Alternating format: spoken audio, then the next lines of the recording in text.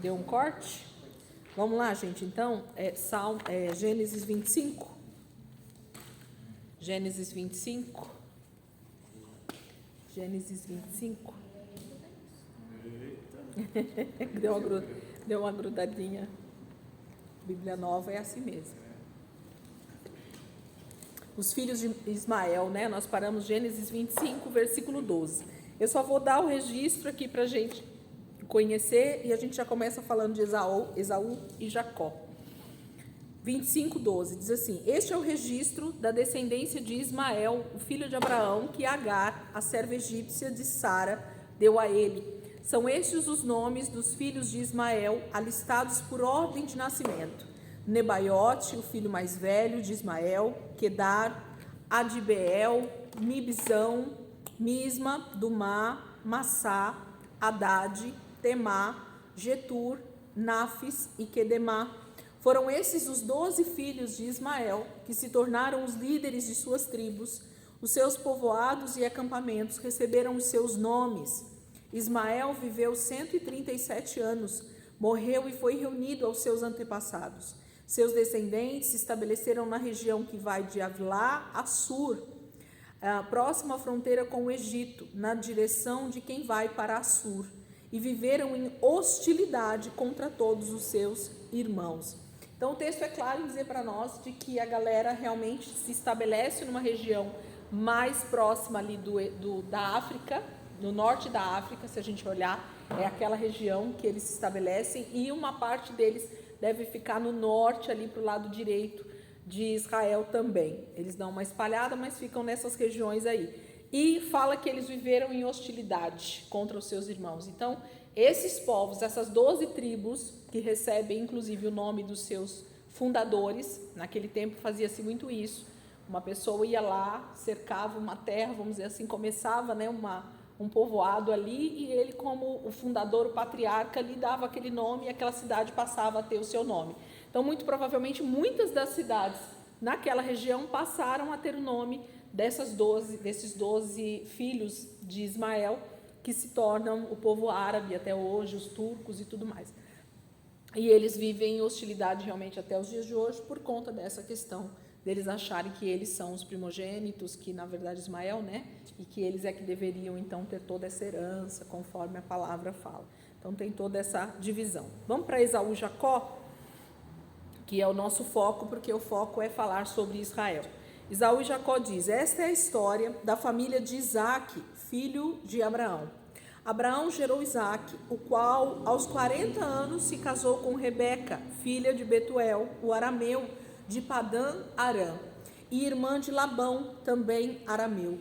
Isaque orou ao Senhor em favor de sua mulher, porque era estéril, e o Senhor respondeu à sua oração, e Rebeca, sua mulher, engravidou. Então a gente começa aqui a história falando que Abraão já tinha morrido, né? Vem Rebeca, daquela decisão do servo de Abraão de trazer a noiva para Isaque. Ele se casa, deita com ela, como nós falamos na aula passada, e ali já começa o casamento. Mas passam-se alguns anos e nada de Rebeca engravidar. Então Rebeca também era estéril, e Isaque já tinha ouvido falar de uma história muito parecida, que era a história de quem? Da sua mãe, né, Sara. Ele era fruto de um casamento de duas pessoas que tinham vivido uma vida inteira sem ter tido filhos, e debaixo de uma promessa então de Deus, que provavelmente Abraão falou muitas vezes a Isaque. Ele nasce. Então Isaque sabia que havia um propósito no seu nascimento, de que ele era alguém que carregava uma mensagem extremamente profética, de que carregava uma promessa de uma grande descendência. Mas ele se casa e a sua esposa também é estéril. Como assim, Deus? Como que é essa história, né? Eu tenho uma promessa de uma grande descendência. Aliás, meu pai tem uma promessa de uma grande descendência que passa para mim, mas eu me caso e passam-se já alguns anos e nada da minha esposa engravidar. E aí fala que ele então ora pela esposa para que ela engravide. Ele começa a interceder por Rebeca, porque tem toda uma questão cultural, né, da gravidez para a mulher.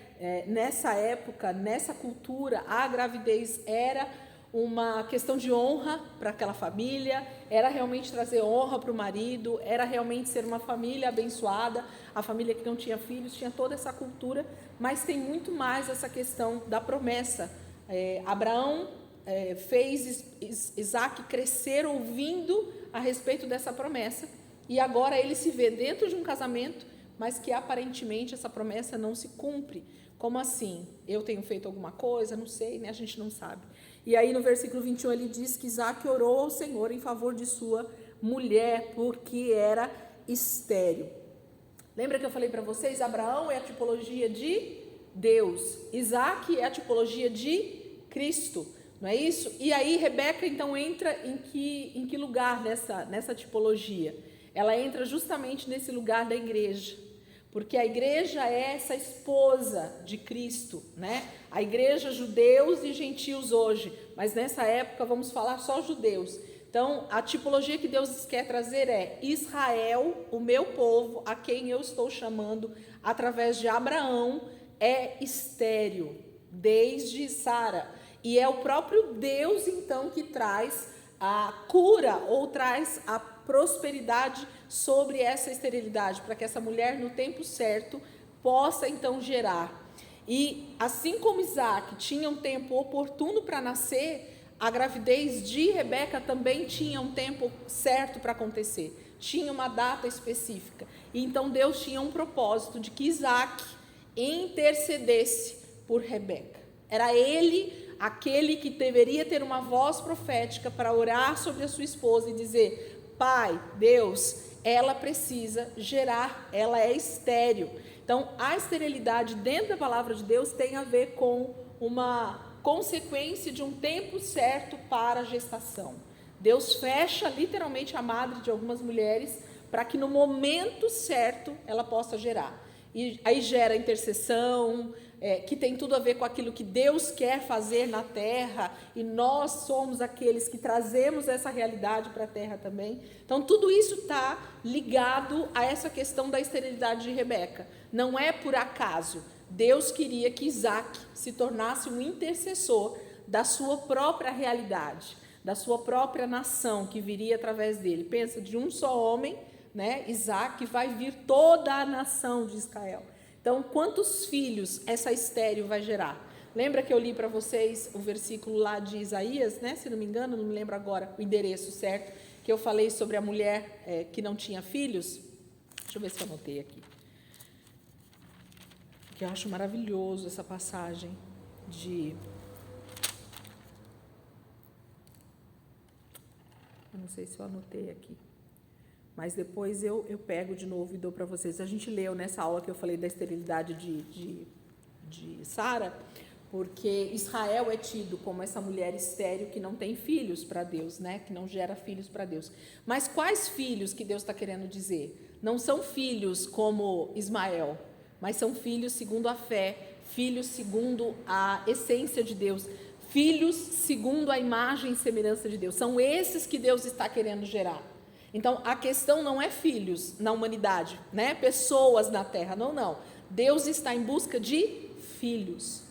E aí, geralmente, essas mulheres estéreis, elas têm essa conotação, essa tipologia de trazer vida a filhos de Deus, verdadeiros filhos de Deus. E não somente pessoas nascidas segundo a carne, segundo a essência de Adão caído, né? Segundo o pecado, não, segundo a promessa. Então, Cristo, Isaac é a tipologia de Cristo, mais uma vez, aqui mostrando para nós agora, e agora ele ora pela esterilidade da sua mulher, da igreja, para que ela possa gerar muitos filhos, para que ela possa gerar filhos para Deus. Então, a gente vai ver uma sequência de situações que vai mostrar isso sobre Rebeca. Versículo 22. E Rebeca, então, engravidou. Versículo 22. Os meninos se empurravam dentro dela, pelo que disse, Rebeca dizendo: por que isso está me acontecendo?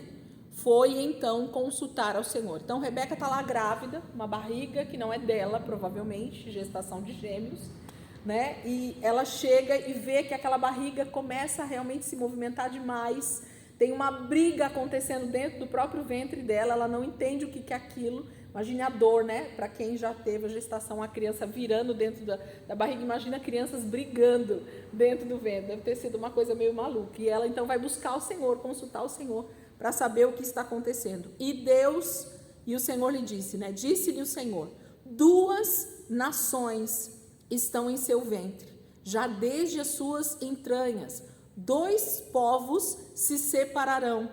Um deles será mais forte que o outro, mas o mais velho servirá ao mais novo. Então há uma grande profecia sendo liberada aqui pelo próprio Deus para Rebeca, dizendo por que aquelas 2 crianças já estão brigando desde o ventre.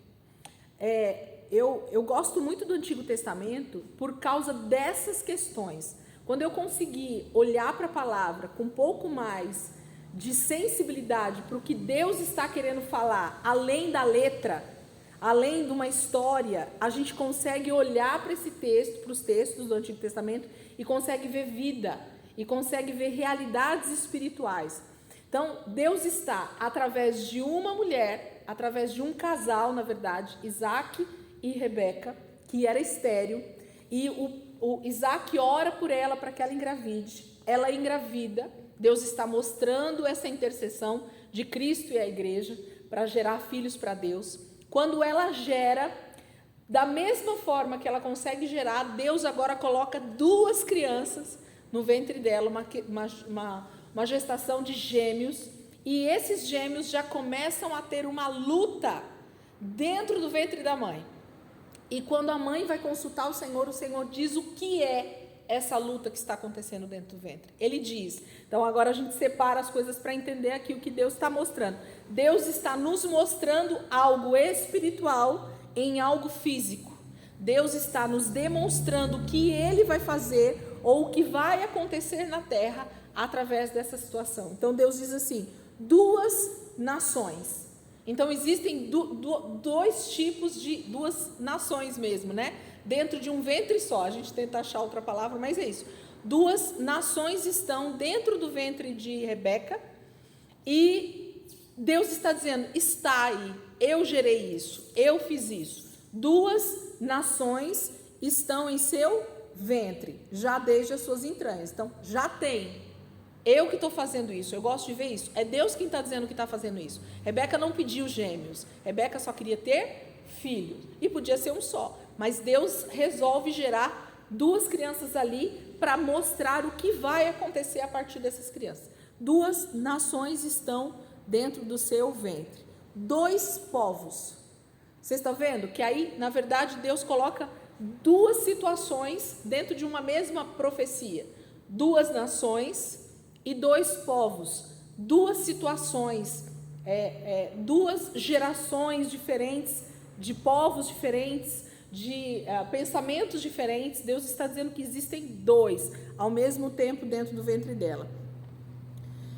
2 povos se separarão. Então Deus já está dizendo que eles vão ser extremamente separados. Um deles será mais forte que o outro. Então um vai ser mais forte do que o outro. Quando fala de força, fala de quantidade de pessoas, fala realmente de talvez porte físico, fala de habilidades, fala de força, né? Naquela época falava-se muito a respeito de força militar, né? A respeito de força de número de pessoas. Quanto maior fosse a família, quanto maior fosse o clã, maior força ele tinha ali, né? Na sua região. Então, um deles será mais forte que o outro, mas o mais velho servirá o mais moço. Então, mostra para nós, entre aspas, ao meu ver, que quem vai ser o mais forte, aparentemente, é o mais velho. Mas que no final das contas, ele vai, mesmo sendo o mais forte, ele vai servir o mais novo. Ok? Quem está falando isso, gente? É Rebeca? É Isaac? São os meninos que estão dizendo que eles vão ser mais fortes? Eu sou mais forte, você vai... Não, Deus está dizendo que Ele está fazendo isso.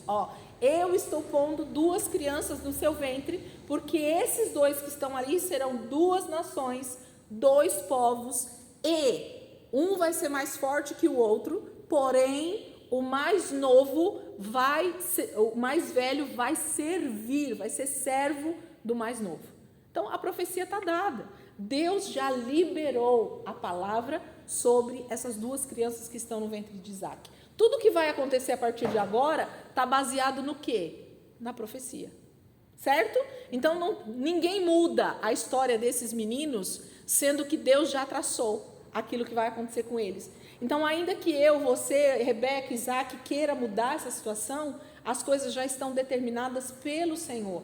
Deus estava querendo, através de 2 meninos, de 2 pessoas que estavam nascendo, virariam 2 nações, 2 povos, e esses 2 povos, um ia servir o outro. Eles teriam perfis diferentes, eles teriam situações diferentes na vida. Deus estava mostrando algo que iria acontecer em Israel, através do próprio Isaac. Certo? Vamos ver o que vai acontecer. Ao chegar a época de dar à luz, confirmou-se que havia gêmeos em seu ventre. O primeiro a sair era ruivo e todo o seu corpo era como um manto de pelos. Por isso lhe deram o nome de Esaú. Lembra que o nome tem a ver com a pessoa, com o estilo, com a missão, com a identidade? Esaú nada mais é do que uma pessoa cheia de pelos, ok? Tem a ver com essa questão dos pelos aí, dele ser ruivo e peludo. 26. Depois saiu seu irmão com a mão agarrada no calcanhar de Esaú, pelo que lhe deram o nome de Jacó. Então lembra? Jacó significa aquele que segura o calcanhar. Jacó já era enganador aqui, gente, para a mãe dele ter dado o nome de enganador? Não. Então, esse negócio de enganador não tem nada a ver com o nome de Jacó. Então, por causa dele nascer agarrado lá no calcanhar de Esaú, dão o nome de Jacó para ele, aquele que agarra o calcanhar. Tinha Isaac 60 anos de idade quando Rebeca deu à luz. Eles se casam, gente, quando Isaac tem 40 anos de idade. Se a gente voltar a alguns versículos, está lá escrito. Isaac casa com Rebeca aos 40 anos. Quantos anos eles esperaram para ter filhos, então? 20 anos. E por isso que a percepção deles de que a promessa parecia não se cumprir, e Isaac começa a interceder, então, por Rebeca. Mas existia um tempo oportuno para isso, e esse era o tempo.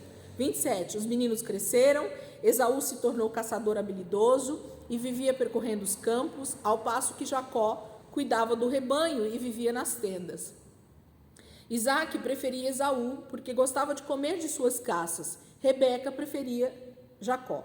Então aqui fica claro que Isaac gosta de Esaú, não é por nada, é por causa das caças, da comida que ele trazia. Então tem a ver com partidarismo simplesmente, de ele é maior, ele é mais... Não, Isaac gostava de Esaú pelo alimento que ele trazia para ele, porque era um filho que de alguma maneira trazia aquilo que ele gostava. Era esse. Esse era o partidarismo de Isaac para Esaú. Só isso. E provavelmente Rebeca gosta do mais novo porque é o que está mais perto dela. É aquele que fica mais próximo. Aí a gente entra como mãe, sempre aquela questão também do temperamento, né? Eram 2 meninos que geralmente tinham mais proximidade com a mãe, mas provavelmente Esaú era mais ríspido, era mais, né, aquele que não gosta de muito, não me toque, não me rele, eu sou macho, sabe aqueles meninos que não gostam muito de chamego. E já provavelmente Jacó era um menino mais doce, de um temperamento mais maleável, mais tranquilo,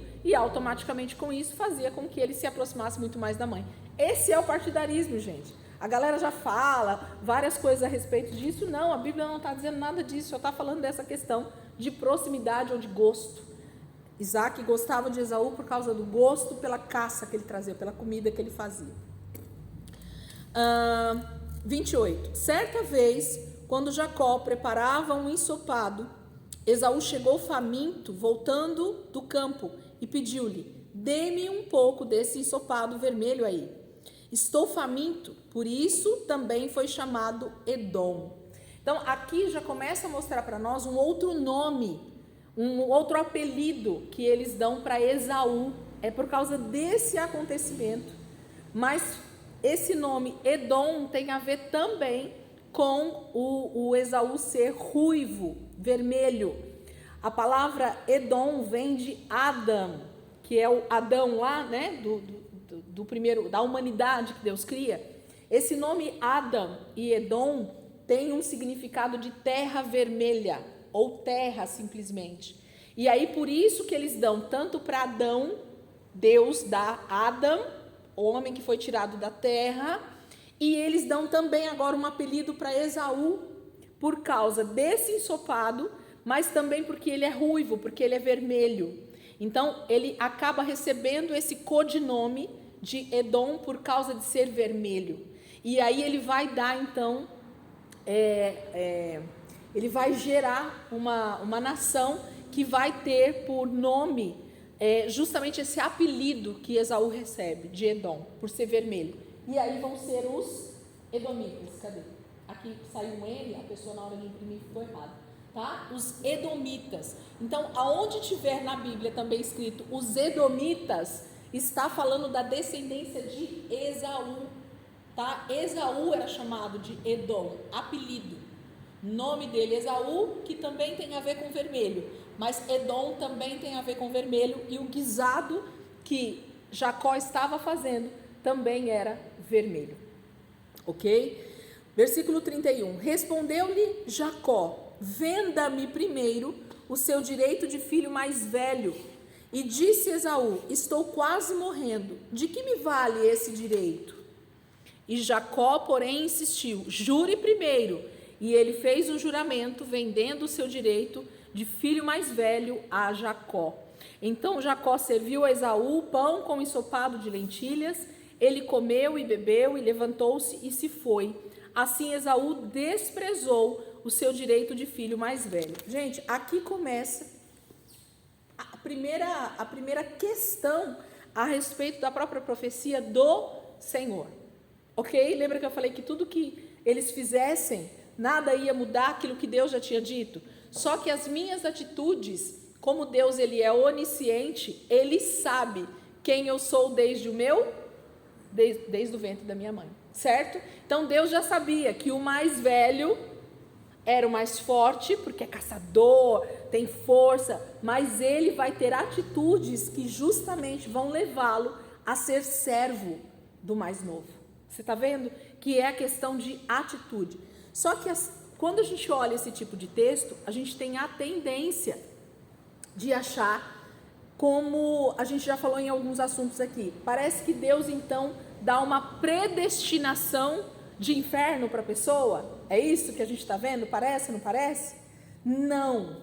A questão é que Deus, através de alguém que ele sabe como essa pessoa vai ser, ele já está nos mostrando algo espiritual. E que assim como a geração de Cã poderia ter quebrado essa maldição, e a gente já entendeu isso, Esaú também poderia. Entende? Então tudo tem a ver com as atitudes e reações que eu tenho diante das circunstâncias, diante da vida, diante daquilo que está diante de mim. Esaú e Jacó foram ensinados por Isaac, provavelmente, da mesma forma sobre Deus. Isso é quase que uma certeza unânime de que os mesmos ensinos que Jacó recebeu, Esaú também recebeu. Só que já existia uma palavra sobre eles, porque Deus já sabia que Esaú se tornaria alguém que desprezaria a palavra, desprezaria o seu direito da primogenitura, desprezaria a palavra de Deus na vida dele, e Jacó seria o contrário disso. É aquele que desde o nascimento está agarrado no calcanhar. Eu queria ter nascido primeiro. Essa é a palavra que está sobre Jacó. E aí, quando a gente leva para o lado espiritual, quem é o primeiro Adão, gente? Adão. Quem é o segundo Adão? Jesus. Quem é o primeiro filho de Isaac? Esaú, representando quem? O primeiro Adão. Aquele que realmente despreza a palavra, aquele que realmente vai de contramão com aquilo que Deus havia dado de ordenança. Era ele que deveria ter dado continuidade à linhagem de Deus. Em contrapartida, quem é o segundo filho de Isaac, então? Jacó, que representa justamente esse segundo Adão. Então, em todo o Velho Testamento, nós vamos perceber em vários momentos essa duplicidade de dois personagens, a partir principalmente aqui de Isaac com os dois filhos. Então, a gente vai ver algumas dualidades de filhos, e que justamente vai ser esse, o primogênito que despreza, que não quer a primogenitura, que não entende esse legado que Deus havia dado para ele e que simplesmente entrega para o segundo, porque o segundo anseia por esse legado, por essa promessa, por essa herança que Deus tem para ele. Percebe? Deus vai mostrar através de algo físico, através de algo natural, algo extremamente espiritual. É o segundo entrando no lugar do primeiro.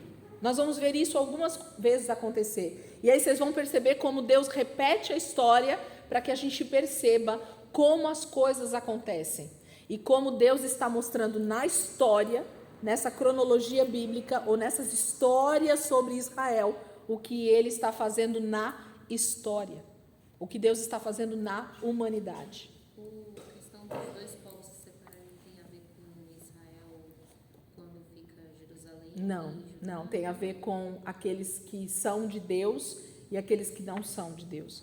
Aqueles que decidem pela palavra e aqueles que decidem pela não obedecer a palavra, né? Obedientes e desobedientes, tem mais a ver com isso. Aquele que crê e aquele que não crê na palavra, não. Tem a ver com carnais e espirituais, com cristãos e não cristãos, né? Aqueles que serão salvos e aqueles que serão condenados, né? Tem a ver com essas duas nações, com esses dois povos que estão aí.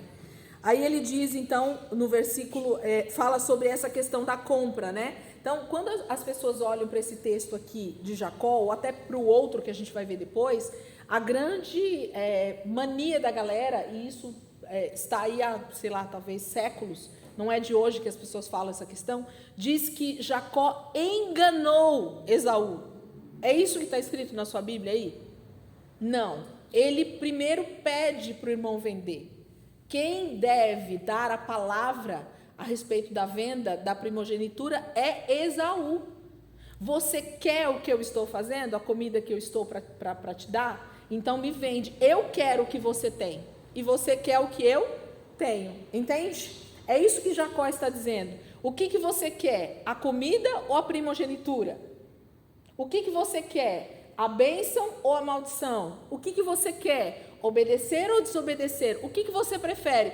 E Esaú dá uma frase, gente, que é típica de alguém que está literalmente pouco se importando com as coisas de Deus. Ele diz assim: estou quase morrendo. O que me adianta esse direito? É como se dissesse assim: eu já estou morto mesmo. O que me adianta ser obediente para ter vida eterna? Eu quero aproveitar o que está aqui. Eu quero aproveitar essa vida. Eu quero aproveitar o momento. Não é isso que as pessoas dizem? Né? Isso chama hedonismo, né? Aquele que se preocupa, até tem a ver talvez com Edom, vai saber se esse nome não vem daí, né? O hedonismo é a pessoa que se preocupa com seus prazeres próprios. Ele acha que a vida gira em torno do seu bel prazer, literalmente. Eu estou só interessado em viver bem, em comer bem, em me vestir, em fazer o que eu quero e pronto. Isso é o que me importa. Pouco me importa o resto, pouco me importa a eternidade. E Esaú, ele diz com a própria boca: eu estou quase morrendo. Do que me vale esse direito? Se eu morrer, para que vale a primogenitura? Então isso quer dizer que eternidade para Esaú não existia. Pouco importava. Entende? Então a questão da eternidade para Esaú era algo extremamente sem importância, literalmente. Ele diz. Então, a gente começa a entender que o perfil de Esaú é quem despreza realmente aquilo que Deus tinha dado para ele como herança. Adão desprezou a palavra de Deus dizendo: não coma. Ele preferiu dar ouvidos ao diabo. Esaú, mais uma vez, também prefere dar ouvidos à sua própria barriga, ao seu próprio ventre, né? Como a palavra de Deus diz que nos últimos dias as pessoas vão estar mais interessadas com o seu próprio ventre do que com qualquer outra coisa, né? Com seus próprios interesses. Era isso que Esaú estava mostrando aqui. Então ele vende por um prato de lentilha o seu direito de primogênito. Ok? Então ele vende. Ali naquele momento, aliás, depois também não, ele faz um teatrinho aqui na frente com o pai, depois falando que Jacó é enganador, mas é tudo teatro. Porque a pessoa que ela se vê realmente debaixo de maldição, o que ela tem que fazer?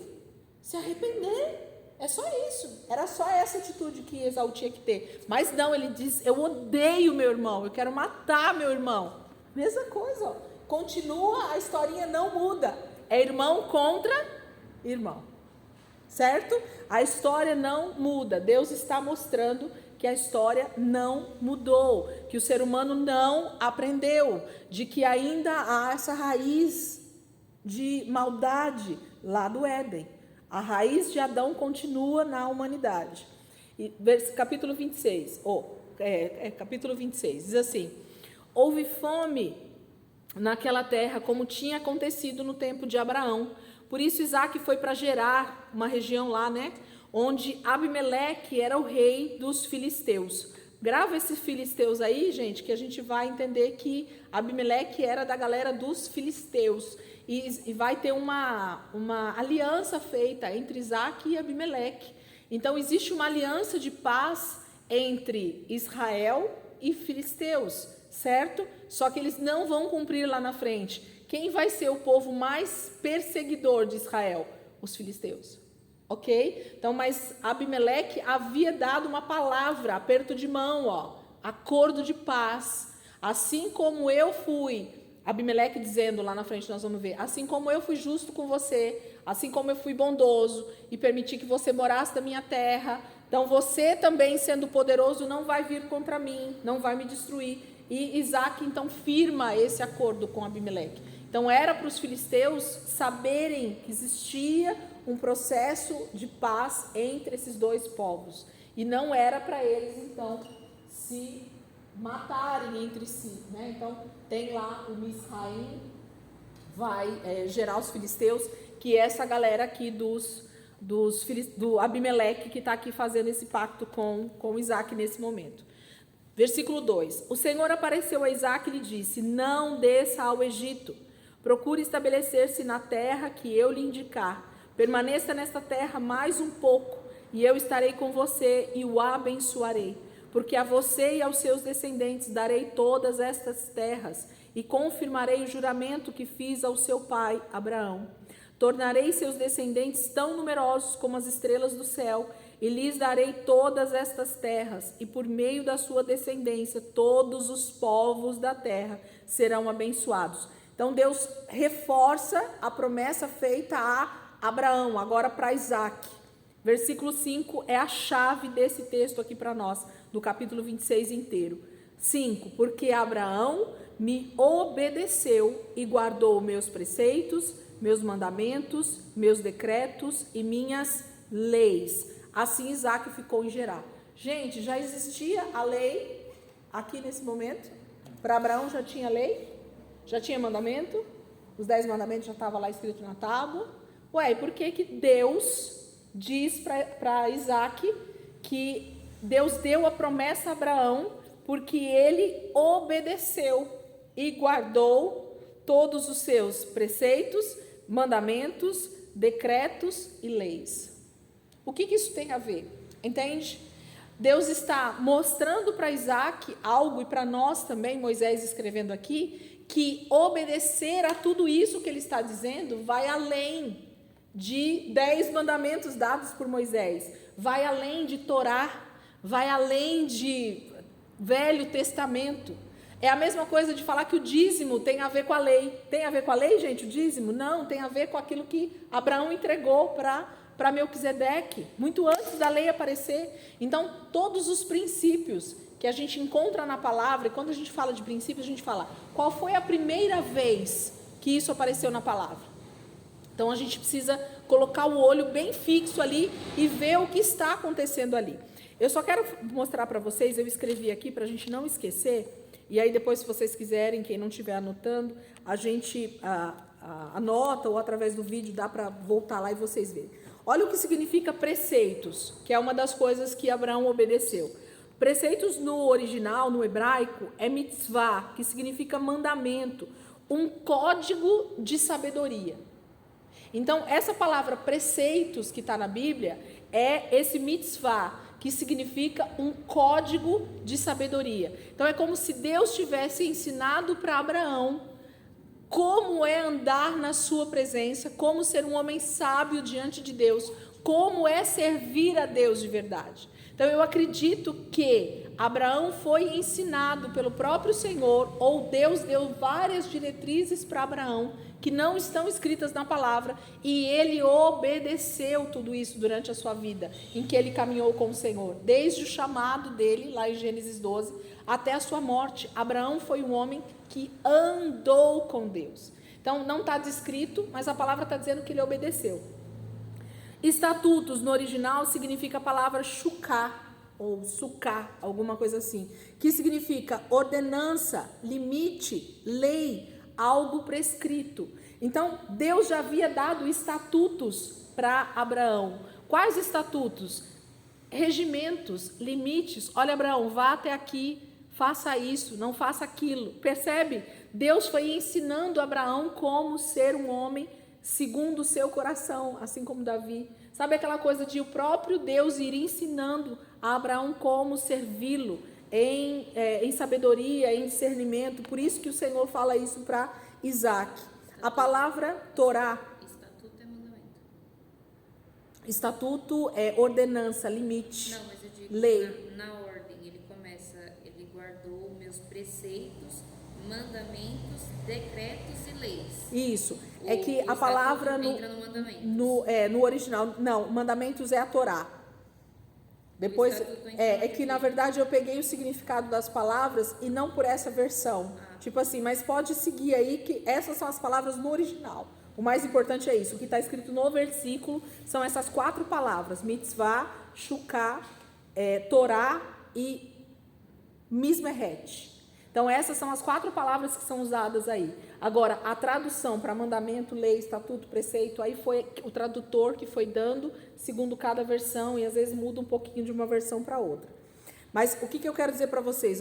Então o estatuto é ordenança, limite, lei, algo prescrito. Então já tem um limite de viver, como é se viver. Deus foi dando para Abraão limites para a vida dele. Quando ele fala sobre a Torá, que são as leis, são orientações. A palavra leis no original aqui é Torá, que é orientações, instruções, um conjunto de ensino profético, restrições na era, instrução na era messiânica. Então, a mesma palavra para leis que a gente usa na Bíblia é a palavra Torá, e por isso que esses 5 livros do Antigo Testamento, os 5 primeiros que Moisés escreveu, eles chamam de Torá. O que é a Torá? A Torá nada mais é do que tudo isso: orientação, instrução, um conjunto de ensino profético. Olha isso, a Torá então tem toda a profecia sobre o que Deus está fazendo na terra. Então a Torá não é simplesmente leis e mandamentos que o povo de Israel precisa cumprir. É muito mais que isso. São instruções, orientações, ensinos para aqueles que desejam obedecer a Deus. É muito maior do que simplesmente uma lei dada a judeus. Aqueles que então decidem obedecer ao Senhor pela fé, como Abraão fez, entra nessa mesma orientação, nessas mesmas instruções que o Senhor dá através da Torá, dessa lei. E a outra palavra significa decretos, né? Que é mismeret. Olha o que significa isso, gente, essa palavra no original, como isso faz todo sentido. Significa obrigação, serviço, vigia, ato de guardar, confinamento, casa de detenção. Então, o que significa decretos? O que Deus dá para nós? É como se Deus te colocasse dentro de uma casa de detenção. O que é uma casa de detenção, gente? Eu fui olhar para ver o significado, para a gente entender. Uma prisão provisória, preventiva, correcional. Então Deus estava dizendo assim para nós, como vocês estão totalmente desviados dos princípios que são aqueles que eu queria que a humanidade tivesse por causa do pecado, todos pecaram, não é isso? Depois de Adão, todos estavam debaixo do pecado. O que Deus fez através da Torá? O que Deus estava fazendo através desses 5 livros que Ele vai deixar para os judeus e para nós hoje também? Ele está dizendo, eu estou deixando para vocês, como é que é a palavra? Mismeret, né? A última aqui dos decretos. Eu estou deixando vocês dentro de uma casa de detenção. Para quê? Para que vocês sejam corrigidos. Para que vocês tenham uma direção para a vida de vocês correta. Para que tenham um lugar onde vocês vão e consultem qual é a forma que vocês devem seguir a vida de vocês. Porque a única maneira de vocês chegarem até mim, de vocês serem salvos, é através da obediência. E Abraão fez tudo isso. Então percebe que Abraão, através da fé, ele consegue chegar nesse lugar de obediência. E não tem a ver com leis que Deus deixou. E simplesmente o relacionamento que ele ia tendo com Deus trazia para ele entendimento, códigos de sabedoria. Eu gosto muito dessa palavra. Códigos de sabedoria. Sabe aquela pessoa que de tanto se relacionar com o outro, sabe exatamente como aquela pessoa deseja que você fale, deseja que você haja. Não vou falar isso não, porque eu já convivo com a Paula há uns 20 anos, eu sei que se eu falar isso, ela não vai gostar. Então eu passo a não fazer, não é porque eu não quero fazer simplesmente, é isso, mas porque eu não quero desagradar a Paula. Então a convivência com o Senhor, com Deus, faz com que a gente deixe de fazer algumas coisas, não porque eu não quero, porque às vezes eu quero, mas eu não quero desagradar aquele que me criou, aquele que me formou, aquele que deseja que eu esteja no lugar e da maneira correta. Então eu gostei muito da tradução dessas leis, decretos, mandamentos que Abraão obedeceu. Abraão não tinha Torá. Abraão foi escutando do próprio Senhor os decretos, as leis, os mandamentos, e então ele ia caminhando segundo a própria palavra do Senhor, aquilo que Deus ia guiando. Sabe aquela voz do nosso interior, o Espírito Santo falando conosco todos os dias? Essa era a voz que Abraão também ouvia e foi obedecendo. Por isso ele é o pai da fé, o pai dessa obediência. É ouvir Deus falar e obedecer, ouvir Deus falar e obedecer, ouvir Deus falar e continuar obedecendo. Isso faz toda a diferença. Então esse versículo 5 para mim é a palavra-chave aqui para Isaac agora dar continuidade àquilo que Deus estava fazendo na vida dele. Porque agora ele ia desobedecer se ele saísse daquele lugar e fosse para o Egito. Versículo 7. Nossa, tá bem.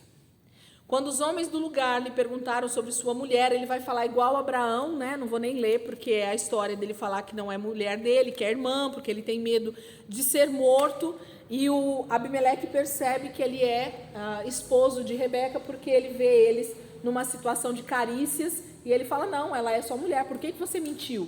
Você está querendo trazer tragédia de novo, eu já vivi isso com seu pai, com Abraão, né? Há um tempo atrás. De novo você ia trazer maldição. E ele fala, eu tive medo, a mesma coisa.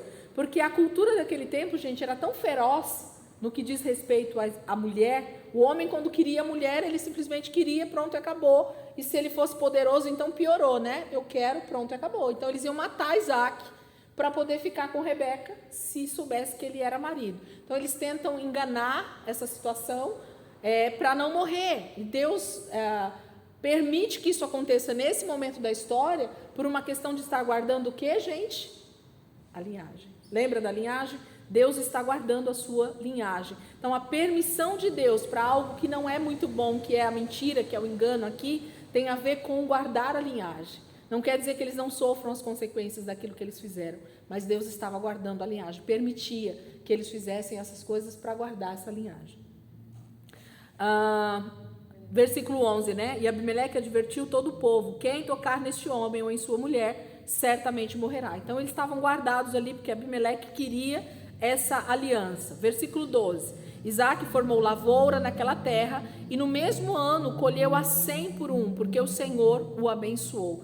Gente, a questão da bênção de Isaac está ligado à promessa. Lembra? Sempre tudo está ligado primeiro a uma palavra. Eu queria muito que esse entendimento ele se enraizasse dentro de nós, sabe? Eu tenho falado isso para mim todos os dias, para eu crer nisso, e é isso que a palavra vai mostrando. Algo só se torna uma verdade espiritual na minha vida e na sua vida se Deus te der uma palavra a respeito daquilo. Entende? Primeiro Deus vem com uma palavra. E aí, por causa da palavra, eu posso caminhar em cima daquilo que Deus falou. Se não houver... Ai, que susto. Se não houver... Que estava sobre Isaac, sobre Jacó, porque tinha uma palavra sobre ele. Sim. Alcança, por exemplo, nós. Sim, se nós cremos na mesma dimensão. Entende? Porque, na verdade, quando fala, eu abençoarei todos os povos da terra, já me incluiu. Então, o que eu preciso fazer? Obedecer a Deus como eles obedeceram, crer em Deus como eles creram, e eu estou debaixo da mesma promessa. Entende? Então, é fato. Só que eu primeiro preciso crer na promessa, na palavra. E essa palavra, ela precisa ser individual. O que eu quero dizer com isso? Se eu não leio a palavra de Deus, se eu não medito na palavra de Deus, e isso não se torna um rema aqui dentro, se eu não entendo, porque tem a questão do entendimento, também não adianta. Não é o intelecto que precisa saber. Saber que Deus levou sobre si todas as nossas enfermidades não me deixa curada.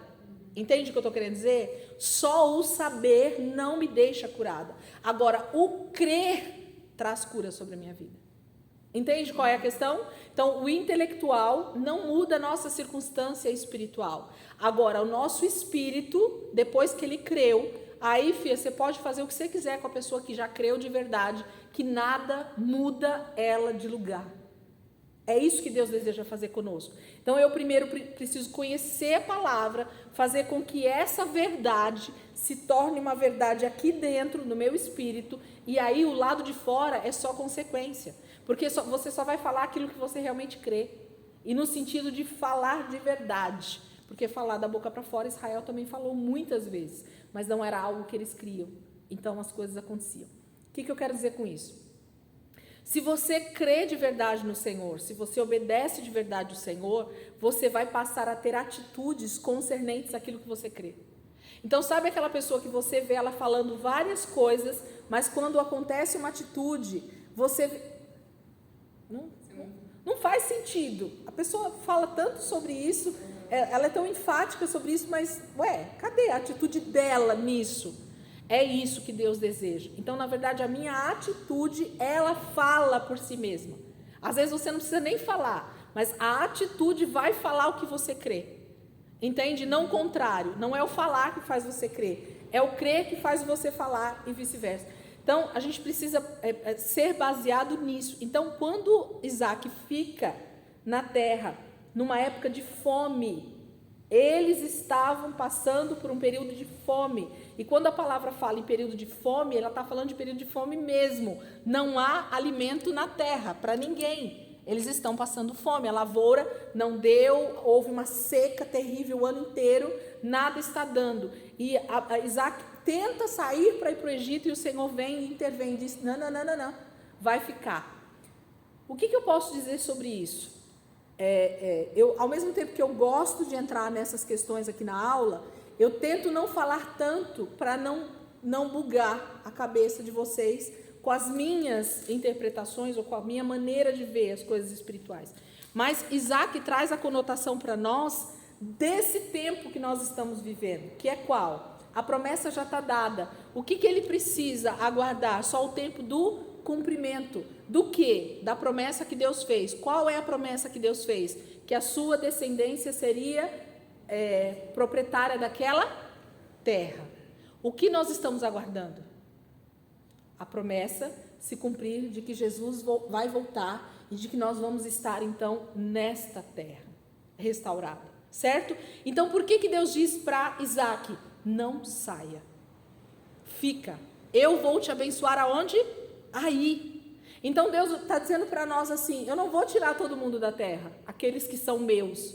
Vocês vão passar por esse momento de fome, de dificuldades. Por quê? Porque é aí, no meio desse turbilhão, que eu vou abençoar vocês. A diferença vai estar aí, entendeu? No meio de todo o caos que o mundo vai passar, a igreja, o povo de Deus, a herança do Senhor, não vai passar dificuldades. Então, no meio do turbilhão, nós vamos plantar 1 e vamos colher 100. É isso que a palavra está dizendo que aconteceu com Isaac, por causa da obediência.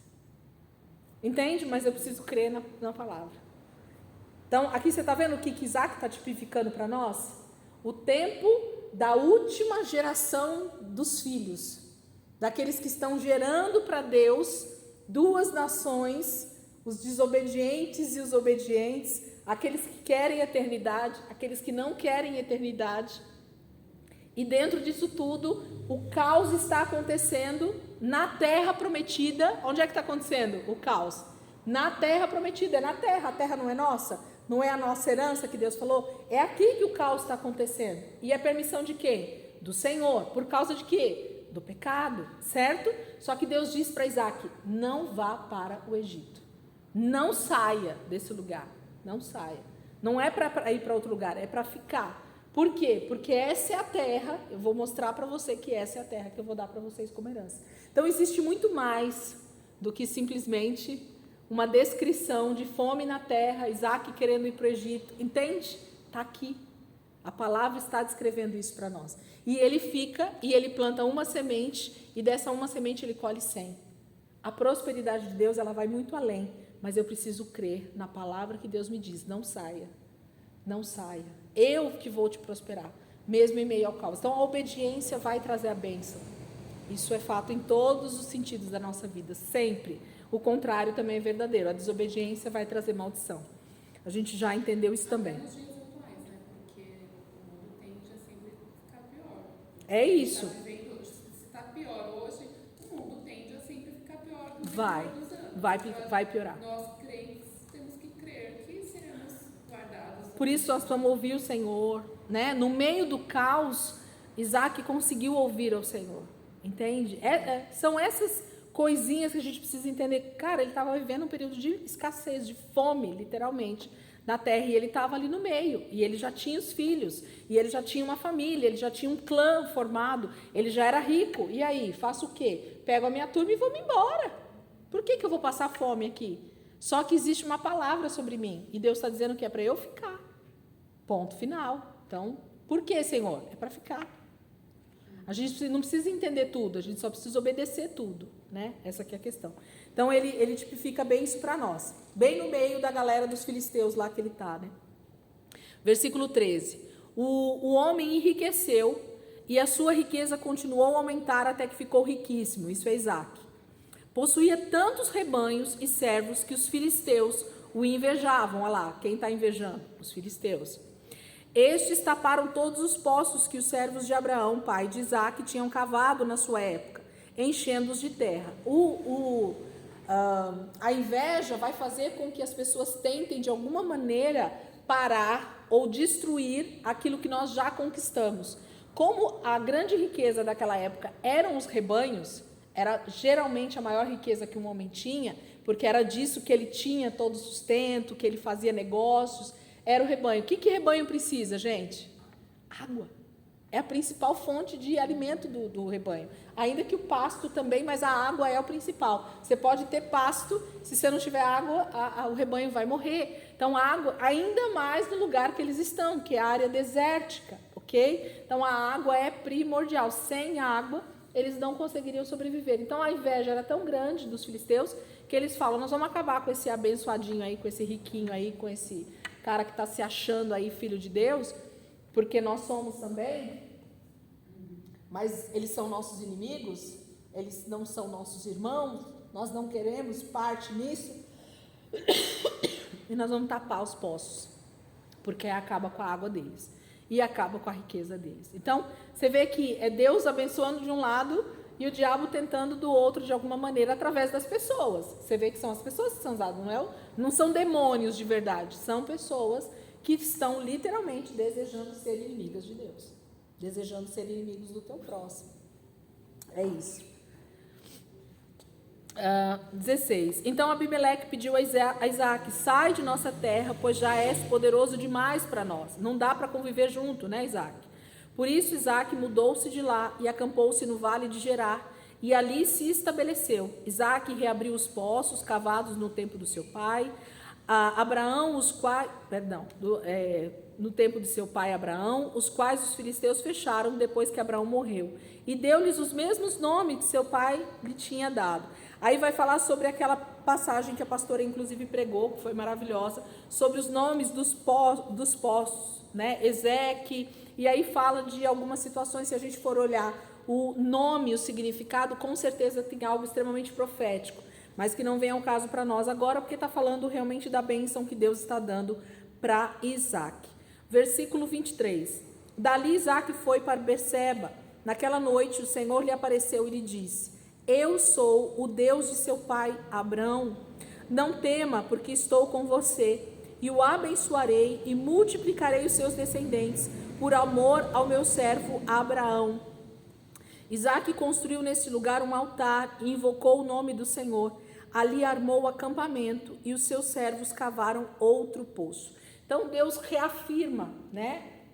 Isaac provavelmente com medo de tudo aquilo que estava acontecendo. O Senhor diz: não precisa temer, eu estou com você, por causa da promessa que eu fiz, da aliança que eu fiz com o seu pai Abraão, porque Deus está reafirmando isso. Fala: eu sou o Deus de Abraão.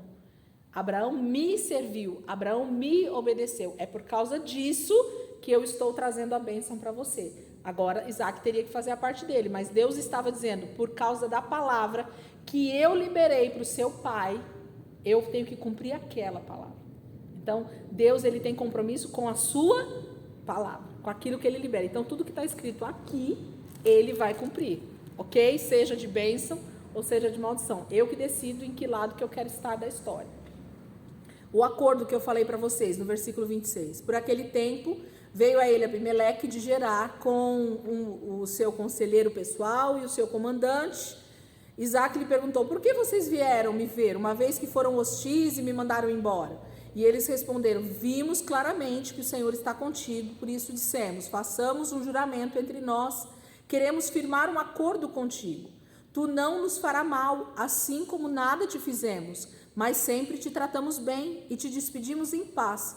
Agora sabemos que o Senhor tem te abençoado. Então Isaac ofereceu-lhe um banquete, e eles comeram e beberam. E na manhã seguinte os dois fizeram um juramento. Depois Isaac os despediu e partiram em paz. Naquele mesmo dia, os servos de Isaac vieram falar-lhe sobre o poço que tinham cavado e disseram: achamos água. E Isaac deu-lhes o nome de Seba, e por isso, até o dia de hoje, aquela cidade é conhecida como Berseba. Tinha Esaú 40 anos de idade quando escolheu por mulher a Judite, filha de Beeri, o Hitita, e também a Basemate, filho de Elon, o Hitita. Elas amarguraram a vida de Isaac e de Rebeca. No meio do negócio aqui vem o casamento de Esaú, tá bom? Então está falando ali de Isaac e vem e fala o casamento de Esaú aqui, das duas esposas que ele arruma, que é do povo dos hititas, tá? Tá aqui no meio aqui também, tá? Dos heteus, dos hititas. Ele casa, Esaú casa com a galera do campo. Né? Para continuar, tá vendo como Esaú, ele demonstra esse espírito de que eu não quero nada com Deus? Ele é o primogênito, ele deveria desejar a bênção de Deus que estava sobre o seu pai Isaac. Percebe? Deus estava mostrando que Esaú, sendo o primogênito, o primeiro Adão, o primeiro filho, entende? E eles não querem. Quem é o primeiro filho de Abraão? Ismael. Ele também não quer a bênção de Deus, entende? Então Deus vai mostrando que a maioria dos que eram para ser os primogênitos não querem Deus. Realmente eles desprezam Deus. E aí o segundo pega o lugar do primeiro. Por quê? Por uma questão de Deus dizer: eu faço dessa forma para mostrar como as coisas podem ser. Né? E aí tem a ver com o segundo Adão, com Jesus, ser o segundo Adão e tudo mais. Deus está mostrando isso tudo para nós já aqui. Mas vocês viram a aliança que ele faz? Então, Abimeleque literalmente vê que a bênção de Deus está sobre Isaac. e vai lá e queremos paz. Não queremos briga, porque senão você vai vir e vai tomar o nosso território, porque você já está maior do que nós. Você já é mais poderoso. Sim. Nessa época Jacó ainda não tinha casado. Esaú casa primeiro. Ele já toma a frente e já casa com as hititas lá para... Não foi nem direcionado pelo pai. Não, de jeito nenhum. O pai jamais admitiria. Por isso que ele faz raiva. A questão de Esaú é fazer raiva.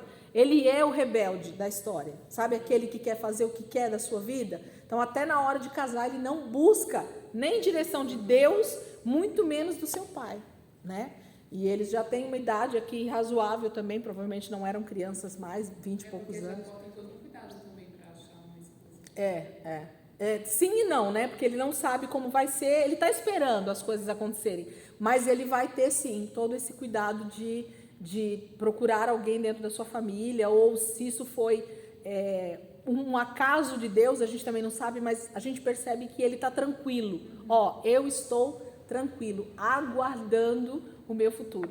Então é aquela pessoa que não está preocupada em fazer as coisas do seu jeito. Ele quer que as coisas aconteçam da melhor forma possível. Isso fala de alguém que está buscando a direção de Deus. De alguma maneira, consciente ou inconsciente, Jacó espera as coisas acontecerem, né? Isaac abençoa Jacó. 27. Tendo Isaac envelhecido, seus olhos ficaram tão fracos que ele já não podia enxergar. E certo dia chamou Esaú, seu filho mais velho, e lhe disse: meu filho. E ele respondeu: estou aqui. E disse-lhe Isaac: já estou velho e não sei o dia da minha morte. Pegue agora as suas armas, o arco e a aljava, e vá ao campo caçar alguma coisa para mim. Prepare-me aquela comida saborosa que tanto aprecio e traga-me, para que eu a coma e o abençoe antes de morrer. Ora, Rebeca, se você puder, grife isso na sua Bíblia, e eu falo isso mais para a galera também já ouvir aqui na internet.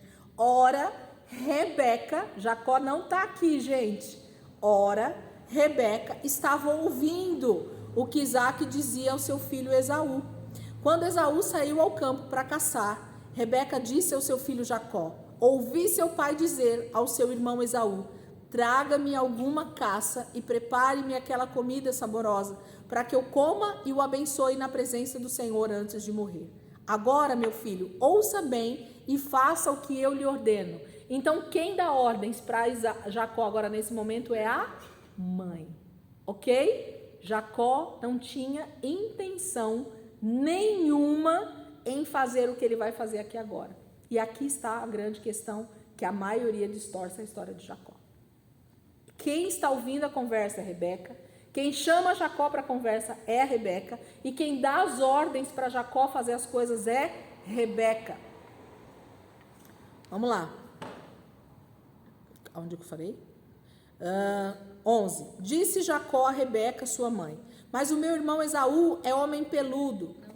9, né? Perdão, gente. É isso? 9. Vá ao rebanho e traga-me 2 cabritos escolhidos, para que eu prepare uma comida saborosa para o seu pai, como ele aprecia. Leve-a então ao seu pai, para que ele coma e o abençoe antes de morrer. Disse Jacó a Rebeca, sua mãe: mas o meu irmão Esaú é homem peludo, e eu tenho a pele lisa. E se meu pai me apalpar, vai parecer que estou tentando enganá-lo, ok? Fazendo-o de tolo, e em vez de bênção, trarei sobre mim maldição. Disse-lhe sua mãe: olha sobre quem a maldição vai cair. Disse-lhe sua mãe: caia sobre mim a maldição, meu filho. Faça apenas o que eu digo. Vá e traga-o para mim. Então, ela puxa a responsabilidade para ela. E é sobre Rebeca que isso realmente vai cair. No sentido de... ela vai sofrer as consequências por isso. Com os filhos, com a separação dos próprios... Entende? Olha, uma consequência... Ela tem todo um jeito, porque talvez Deus Sim. faria de outro jeito? Não, na verdade, assim, ela como mãe tem medo de que Esaú fosse realmente o herdeiro de toda a bênção de Isaac. Por quê? Porque ele seria o líder do clã. E como um menino extremamente irresponsável, ela sabia que a coisa ia dar ruim. Entende? Então, ela, de novo, como Sara tenta dar um jeito, não, deixa eu já arrumar as coisas para a coisa cair na mão certa, achando que Deus não daria conta daquilo. Olha só, é sempre o ser humano achando que Deus não vai fazer as coisas do jeito dele. Como Deus faria? Nós não sabemos, não está escrito, mas isso mostra o quão afoito nós somos a respeito das promessas de Deus. A gente quer dar um jeito. Ela tinha recebido a promessa lá atrás, ela, 2 nações, 2 povos, o mais velho vai ser o mais forte, mas o mais velho vai servir o mais novo. Senhor, como vai ser isso? Vou aguardar. Não. Provavelmente não ia acontecer, a gente olhando para a palavra, mas assim, ela entrou no meio da situação e trouxe maldição sobre a sua casa, porque todo o processo que vai acontecer com Jacó, provavelmente não era o que Deus queria para ele, entende? Então, a gente atravessa nas coisas de Deus, mas isso tudo tem propósito, eu falo assim, mas tudo tem um propósito, né? E a gente se torna ajudante de Deus, como se Deus não desse conta daquilo que ele tem que fazer pela humanidade, ok? Então é ela que traz a maldição para ela. Então, 14, ele foi, apanhou-os e trouxe a sua mãe, que preparou uma comida saborosa, como seu pai apreciava. Rebeca pegou as melhores roupas de Esaú, seu filho mais velho, roupas que tinha em casa, e colocou em Jacó, seu filho mais novo. Depois cobriu as mãos e a parte lisa do pescoço com as peles dos cabritos, e por fim entregou a Jacó a refeição saborosa e o pão que tinha feito.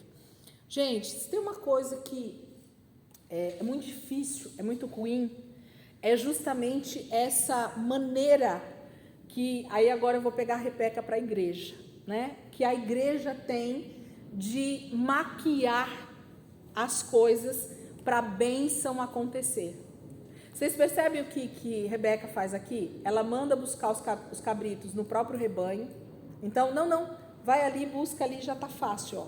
Faz ali, tá perto, tá fácil, não precisa caçar, não tem dificuldade. Não, vai ali, Jacó, já pega ali no rebanho mesmo. Então, o pai mandou ir caçar, mas Rebeca mandou ir no rebanho. A igreja sempre vai tentar facilitar. Não precisa jejuar muito não, viu, Paula? Só 1 hora por dia, tá tudo certo. Entende essas coisinhas? A igreja vai tentar sempre facilitar para o filho. Entende? Quando Deus, na verdade, está tentando nos ensinar algo muito maior. Vamos seguir. Aí ela pega o cabrito do rebanho, ela vai e pega as roupas de Esaú. Então, é a bela mania de nós vestirmos alguém com a roupa que não é daquela pessoa. É dar uma identidade para você, Reginaldo, que não é sua. É dar uma identidade para você, Paula, que não é a sua, que Deus não quer dar para você. A identidade que eu estou tentando te dar é a identidade de Esaú, é a identidade do outro. Qual é a identidade sua em Deus? E isso vai dar muito problema para Jacó, nós vamos ver isso. Nós vamos perceber o que essa atitude de Rebeca traz para a vida de Jacó. Ela tenta colocar a identidade de Esaú em Jacó. Literalmente. E isso é terrível. Quando nós não temos uma identidade diante de Deus, nós vamos ter problemas. Porque quando você tenta pôr a roupa do outro, quando você tenta pôr o calçado do outro, quando você tenta pôr o jeito do outro cantar, quando você tenta pôr o jeito do outro orar, quando você tenta pegar o jeito do outro pregar, sabe essas coisas? Não é a sua identidade. Qual é o chamado de Deus para você? Você tem uma identidade. Você tem uma digital única, Deus te deu. Rebeca está tentando pôr a identidade de Esaú em Jacó. Ela faz isso, não é ele quem faz. Ele tem medo, inclusive, dessa situação toda, mas a mãe faz isso com ele. Aí ele diz assim, 18, ele se dirigiu ao pai e disse, meu pai, e respondeu ele, sim, meu filho, quem é você? Gente, Isaac estava tão velho, que ele já estava provavelmente meio surdo, meio cego quase totalmente. Jacó chama e ele pergunta quem é. Ele sabe que é o filho, mas ele pergunta, quem é você? Ele não está reconhecendo o filho. E Jacó disse ao seu pai, sou Esaú, seu filho mais velho. Fiz como o Senhor me disse, agora assente-se e coma do que cacei, para que me abençoe. E Isaac perguntou ao filho: como encontrou a caça tão depressa, meu filho? E ele respondeu: o Senhor, o seu Deus, é o seu Deus, viu? Eu não conheço esse Deus ainda. É o seu Deus, o colocou no meu caminho. Quem colocou no caminho de Jacó tudo que ele precisava aqui nesse momento? Rebeca. A igreja. Então, sabe aquela, eu não preciso fazer nada. A igreja está fazendo tudo por mim. A gente precisa fazer umas reflexões sobre isso para ver se a gente não está dentro desse caminho. 21. Então Isaac disse a Jacó: chegue mais perto, meu filho, para que eu possa apalpá-lo e saber se você é realmente meu filho Esaú. Havia uma dúvida em Isaac. Havia uma dúvida. Havia, né? Uma dúvida. E Jacó aproximou-se do seu pai Isaac, que o apalpou e disse: a voz é de Jacó, mas os braços são de Esaú. Olha só, gente. Isaac sabia quem estava diante dele. Ele foi ludibriado porque ele quis. Sabe assim, aquela coisa de, eu sei quem está falando porque eu conheço essa voz, mas parece, ó, né? Com a minha mão eu estou apalpando e está parecendo Esaú. Então, ele toma atitude porque ele quer. 23. Não reconheceu, pois seus braços estavam peludos como os de Esaú, seu irmão, e o abençoou. Isaac perguntou-lhe outra vez: você é mesmo meu filho Esaú? E ele respondeu: sou. Então lhe disse: meu filho, traga-me da sua caça para que eu coma e o abençoe. Jacó trouxe, seu pai comeu, também trouxe vinho e ele bebeu. Então Isaac, seu pai, lhe disse: venha cá, meu filho, dê-me um beijo. Esse beijo está falando quase que de uma adoração mesmo, sabe? Aquela coisa de estar servindo o pai. Essa palavra aqui tem a mesma conotação de um dos significados da palavra adoração. Beijar, né? É estar servindo alguém ali em amor. E ele se aproximou e o beijou. Quando sentiu o cheiro de suas roupas, Isaac o abençoou, dizendo: ah, o cheiro de meu filho é como o cheiro de um campo que o Senhor abençoou. Que Deus lhe conceda do céu o orvalho e da terra a riqueza, com muito cereal e muito vinho. Que as nações o sirvam e os povos se curvem diante de você. Seja senhor dos seus irmãos e curvem-se diante de você, os filhos de sua mãe. Malditos sejam os que o amaldiçoarem, e benditos sejam os que o abençoarem. A promessa de novo do Senhor, o próprio Isaac agora libera sobre a vida de Jacó. Ok? Então, ele pega a própria palavra que já existia sobre Abraão, sobre ele mesmo, Isaac, e agora ele libera isso sobre Jacó, pensando que ele está liberando sobre Esaú, seu primogênito. Ok? Tudo isso vai acontecendo e é Jacó que desejou tudo isso? É ele que está enganando o pai? 30. Quando Isaac acabou de abençoar Jacó, mal tendo ele saído da presença do pai, seu irmão Esaú chegou da caçada. Ele também preparou uma comida saborosa e a trouxe a seu pai. E ele lhe disse: meu pai, levante-se e coma da minha caça, para que o Senhor me dê sua bênção. E perguntou-lhe seu pai Isaac: quem é você? E ele respondeu: sou Esaú, seu filho mais velho. Profundamente abalado, Isaac começou a tremer muito e disse: quem então apanhou a caça e a trouxe para mim? Acabei de comê-la antes de você entrar, e a ele abençoei, e abençoado ele será. Já liberei a palavra, já está liberada a palavra. Quando Esaú ouviu as palavras de seu pai, deu um forte grito e, cheio de amargura, implorou ao pai: abençoe também a mim, meu pai. Mas ele respondeu: seu irmão chegou astutamente e recebeu a bênção que pertencia a você. E disse Esaú: não é com razão que o seu nome é Jacó? Você está vendo como quem dá o significado do nome de Jacó como enganador é Esaú, ok? Dizendo assim: desde o primeiro dia, esse menino está agarrado no meu calcanhar. Mas a questão do enganador, quem dá o apelido, quem diz que Jacó é enganador, é Esaú, ok? Ele dá esse nome para o irmão, ele dá esse codinome, ele dá esse xingamento para o irmão. Não é o nome do irmão que significa isso. E ele mentiu, né? Exatamente. Porque, na verdade, assim, tudo para Esaú era Jacó quem estava ludibriando. Não fui eu que vendi. Ele vai falar aqui agora. Olha só. Primeiro tomou o meu direito de filho mais velho. Ele tomou o direito dele? Entende? Mas sempre é assim, né? Lá no Éden, como que é? Senhor, foi a mulher que me deu o fruto. Não, Senhor, foi a serpente que me enganou. Sempre é, gente. A gente não assume o nosso pecado. A gente sempre vai dizer que o nosso pecado tem a ver com o outro. Entende? Eu tenho raiva do fulano porque ele me fez isso. Quando, na verdade, a minha decisão é, eu decido perdoar e te amo em Cristo e pronto, porque é o que a palavra... Entende essas questões? O ser humano vai sempre pôr a culpa no outro, quando, na verdade, geralmente o problema está em mim, a respeito daquilo que eu estou fazendo. E agora recebeu a minha bênção. Então perguntou ao pai, o Senhor não reservou nenhuma bênção para mim? E Isaac respondeu a Esaú, eu o constituí Senhor sobre você. Por quê? Porque ele disse aqui, ó, que as nações... cadê?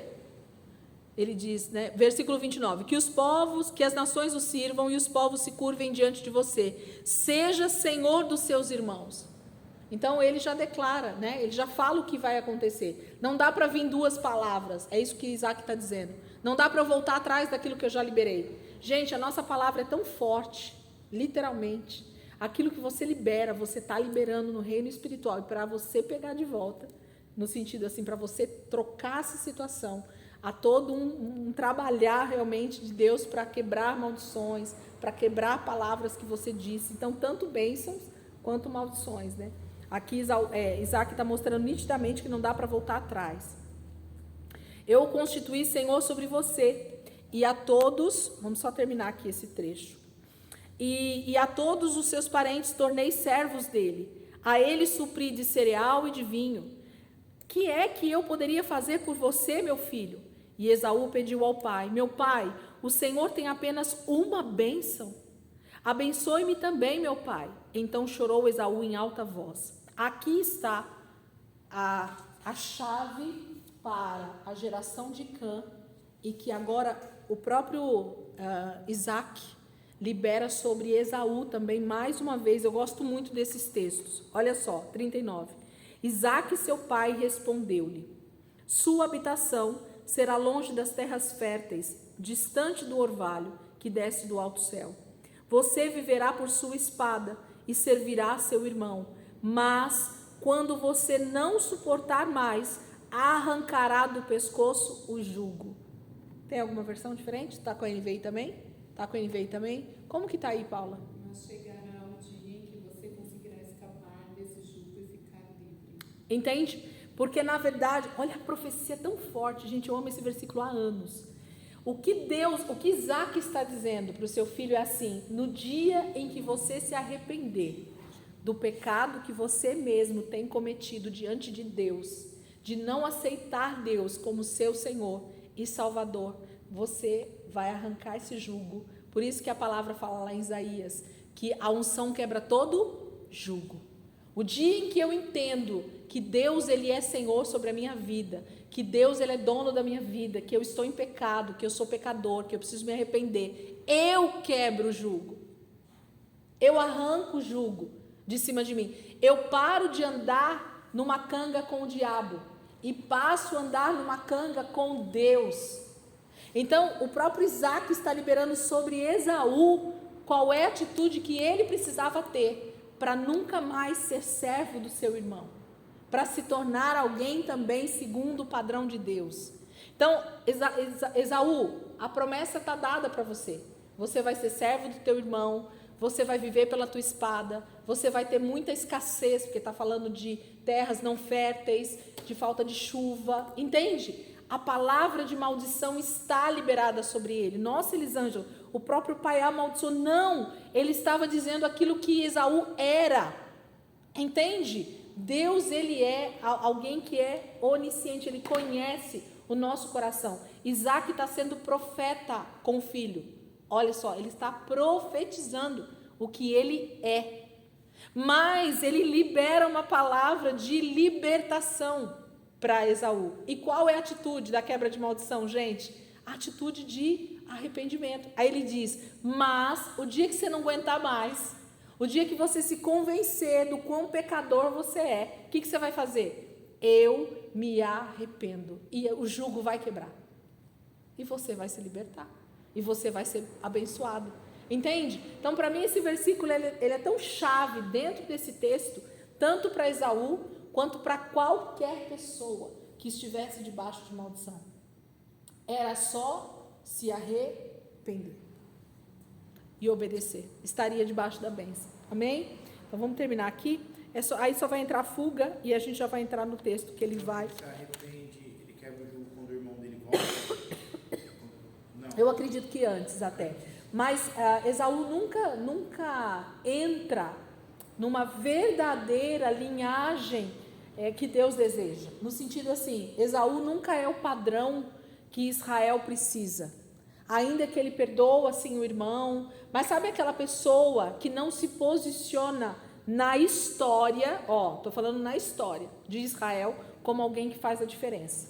Então Deus estava usando o personagem Esaú para dizer para nós sobre essa nação, esse outro povo que decide não andar com Deus. A partir daí aí é só a linhagem de Jacó. Isso, agora é Jacó. Esaú já some da história literalmente, porque ele é o padrão dos outros povos que vão precisar sim se arrepender, pedir perdão para serem salvos. Há salvação para todos eles? Sim, mas debaixo de arrependimento. Mas e a promessa cai sobre quem? Sobre aquele que realmente desejou estar dentro da obediência, que é Jacó. Então Deus vai mostrar através do primeiro, o primogênito que não aceitou, e o segundo que então pegou a bênção, modo de falar, né? Entende? Jacó toma a bênção para ele. Mas grava aí, segura aí que nós vamos ver lá na frente essa história dele ter tomado o nome do irmão. Aqui ele ainda é Esaú, certo? E ele vai passar um tempinho como Esaú. É porque ele sofre uma consequência desse Total. Foi errado. Sim, total. Ele é como se ele tomasse uma identidade. Sabe quando alguém falsifica uma identidade e vai viver num outro país com uma outra identidade? Você vai sofrer as consequências por essa identidade que você pegou para você. Ele passa a não ser no reino espiritual. Ele foi enganado lá com o sogro, certo? Então, também tudo isso. Mas estou dizendo assim, ele passa a ser aquele que não é Jacó. Ele passa a ser aquele que é Esaú. E Deus vai então mostrar na vida de Jacó, sendo Esaú para nós, qual é a consequência de uma identidade errada na nossa vida. Quando eu não tenho uma identidade certa diante de Deus, de filho, eu vou sofrer as consequências. Entende? É isso que Deus está tentando mostrar aqui para nós. E a pergunta vai aparecer lá na frente e a gente vai entender em que momento que isso acaba. Em que momento que essa maldição é quebrada dessa identidade falsa de Jacó. Ele precisa